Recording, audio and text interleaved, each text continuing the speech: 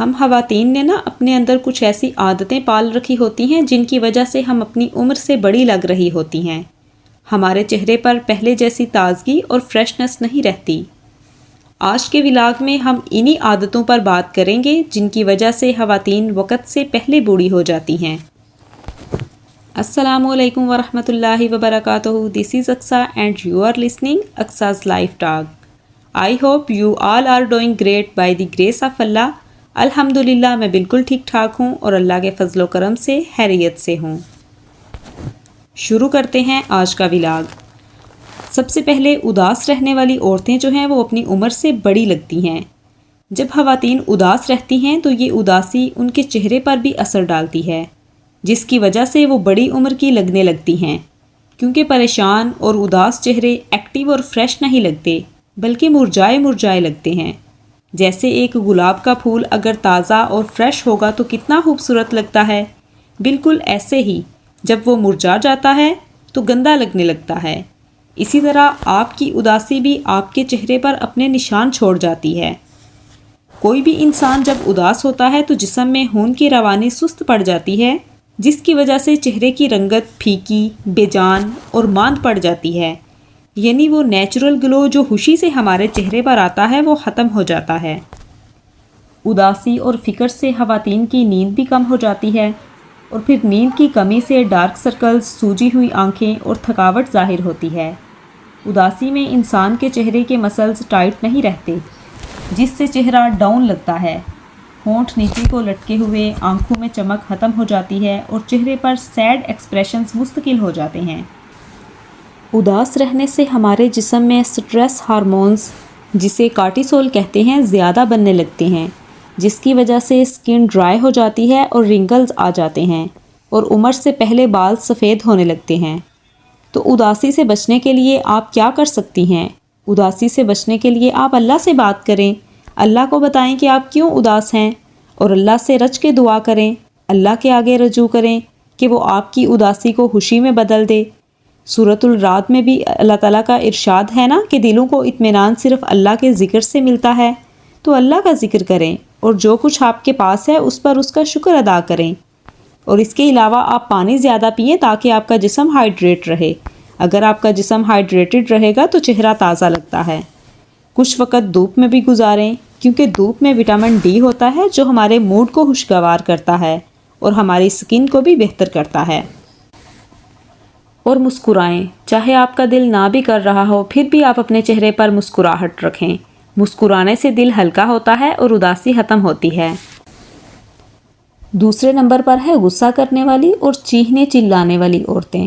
جو عورتیں زیادہ غصہ کرتی ہیں اور ہر وقت چیختی چلاتی رہتی ہیں، ان کا چہرہ تناؤ کا شکار ہو جاتا ہے۔ یہ بات بالکل سچ ہے کہ زیادہ غصہ کرنے والی عورتیں اپنی عمر سے بڑی لگنے لگتی ہیں، کیونکہ غصے میں چہرے کے مسلز پر دباؤ پڑتا ہے۔ جب آپ غصہ کرتے ہیں تو چہرے کے مسلز سخت ہو جاتے ہیں، پیشانی پر لکیریں پڑ جاتی ہیں اور آنکھوں کے کنارے سکڑنے لگتے ہیں، اور اگر یہ غصہ بار بار ہو تو یہ لائنز پرماننٹ لائنز بن جاتی ہیں۔ اسی لیے غصے والے لوگ جلدی ایجڈ لگنے لگتے ہیں۔ اگر آپ ظاہری طور پر خوبصورت بھی ہیں مگر جب آپ بار بار غصہ کرتے ہیں تو چہرے سے نرمی، نورانیت اور محبت ختم ہو جاتی ہے۔ آپ کا چہرہ سخت ہو جاتا ہے اور آواز میں تیزی آ جاتی ہے۔ اس لیے جب آپ کو غصہ آئے تو خاموشی اختیار کر لیں اور بولنے سے گریز کریں، کیونکہ بولنے سے بات مزید بگڑتی ہی ہے۔ نبی کریم محمد صلی اللہ علیہ وآلہ وسلم نے بھی فرمایا ہے کہ غصہ شیطان سے ہے اور شیطان آگ سے بنا ہے اور آگ پانی سے بجھائی جاتی ہے، لہٰذا جب کسی کو غصہ آئے تو وہ وضو کرے۔ غصے میں آپ پانی پی سکتی ہیں اور اپنی جگہ بدل دیں۔ اگر آپ نیچے ہیں تو آپ اوپر چلی جائیں، اگر آپ روم میں ہیں تو آپ باہر نکل آئیں ہال میں، اور اگر آپ ہال میں ہیں تو آپ روم میں چلی جائیں۔ یہ میرا ذاتی تجربہ ہے کہ جب ہم غصے کے وقت اپنی جگہ بدل لیتے ہیں اور تھوڑی دیر دوسری جگہ پر گزارتے ہیں تو ہمارا غصہ جاتا رہتا ہے۔ جدھر بھی لڑائی کا ماحول ہو آپ تھوڑی دیر کے لیے وہاں سے چلی جائیں۔ غصے کے وقت آپ یہ دعا بھی پڑھ سکتی ہیں، اے اللہ میرے گناہ بخش دے اور میرے دل کا غصہ دور فرما۔ نمبر 3 پر ہے دوسروں سے متاثر ہونے والی خواتین۔ کچھ خواتین دوسری خواتین سے بہت متاثر ہوتی ہیں اور متاثر ہونے کے بعد انفیورٹی کمپلیکس یعنی احساس کمتری میں چلی جاتی ہیں۔ یعنی جب انسان خود کو دوسروں سے کم، کمزور یا ناقص سمجھنا شروع کر دے، چاہے وہ ظاہری شکل میں ہو یا پیسوں میں یا تعلیم میں یا قابلیت میں، جب انسان کو لگے کہ میں کسی کے برابر نہیں ہوں، میں تو کچھ بھی نہیں کر سکتی، تو یہ احساس نہ احساس کمتری ہے۔ بار بار دوسروں سے موازنہ کرنے سے اور سوشل میڈیا پر دوسروں کی پرفیکٹ لائف دیکھ کر آپ اپنا خود پر سے اعتماد کھونے لگتی ہیں۔ تو جب آپ اپنا اعتماد کھو دیتی ہیں تو آپ خاموش، پریشان اور ڈرپوک بن جاتی ہیں۔ ہر وقت آپ یہ سوچتی رہتی ہیں کہ لوگ میرے بارے میں کیا سوچیں گے۔ آپ کو پھر اپنی خوبیاں بھی نظر نہیں آتیں۔ اللہ تعالیٰ نے قرآن میں فرمایا ہے نا کہ بے شک ہم نے انسان کو عزت والا بنایا ہے، تو اس کا مطلب ہے کہ اللہ نے ہر انسان کو خاص بنایا ہے۔ کسی کو خوبصورتی دی، کسی کو عقل، کسی کو بچے، کسی کو امیر بنایا اور کسی کو نرم دل بنا دیا۔ اگر آپ خود کو کم سمجھتی ہیں تو دراصل آپ اللہ تعالیٰ کی نعمتوں کو کم سمجھتی ہیں۔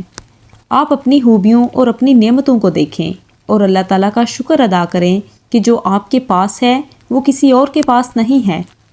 ہو سکتا ہے آپ کے پاس بچے ہوں مگر کوئی اور بچوں کے لیے ترس رہا ہو سکتا ہے آپ کے پاس شوہر ہو اور آپ کسی بیوہ سے لاکھ درجے بہتر ہوں، ہو سکتا ہے آپ کے پاس مثبت سوچ ہو سکتا ہے کہ آپ کا گھر ذاتی ہو، اور سب سے بڑھ کر کہ آپ تندرست ہیں، تو کسی بیمار سے آپ کتنی بہتر ہیں۔ ذرا سوچئے، تو احساس کمتری سے نہ باہر نکلیں اور نماز اور دعا سے اللہ سے مدد مانگیں، اور کبھی بھی اپنا موازنہ دوسری عورتوں سے نہ کریں بلکہ ہر وقت اللہ تعالیٰ کا شکر ادا کریں۔ نمبر 4 پر ہے ایکسرسائز۔ جو خواتین ایکسرسائز کرتی ہیں نا، وہ خواتین نہ صرف جوان رہتی ہیں بلکہ وہ اندر سے زیادہ مضبوط، پرسکون اور پر اعتماد بھی ہوتی ہیں۔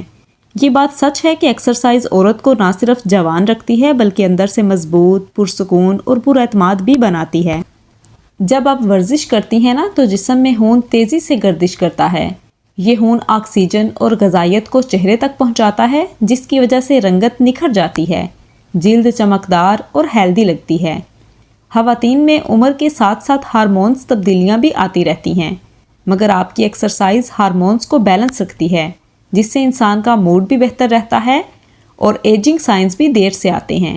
جو خواتین ورزش کرتی ہیں ان کے مسلز ٹائٹ رہتے ہیں، جس سے چہرہ اور جسم شیپ میں اور فٹ لگتا ہے، اور جب جسم فٹ ہوتا ہے تو آپ میں انرجی اور کانفیڈنس بھی بڑھتا ہے۔ اور اگر آپ ایکسرسائز نہیں کر سکتی تو 30 منٹ تیز کھلی جگہ پر واک کر لیں۔ ہاں، اتنی واک ضرور کریں کہ آپ کو پسینہ آئے۔